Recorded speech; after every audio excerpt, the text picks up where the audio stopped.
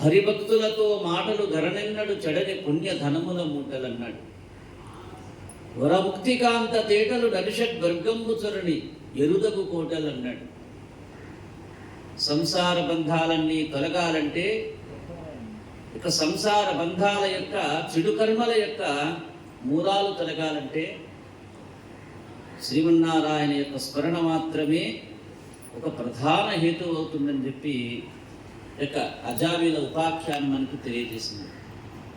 అజామీలుని ఒకసారి స్మరించుకుంటూ, అజామీల వరద గోవింద గోవింద గోవింద. భాగవతుల యొక్క స్మరణ చేస్తే భగవత్ స్మరణ చేసినటువంటి పుణ్యఫలం. గజరాజ వరద గోవింద అంబరీష వరద గోవింద గోవింద. ఇలా మనకి భాగవత సేవ, భగవత్ సేవ కంటే భాగవత సేవ ఉత్తమోత్తమైనటువంటి గతులు లభిస్తాయని చెప్పి మనకి ఈ యొక్క పరంపర వచ్చేసింది. ఇక సృష్టి విస్తరణ గురించి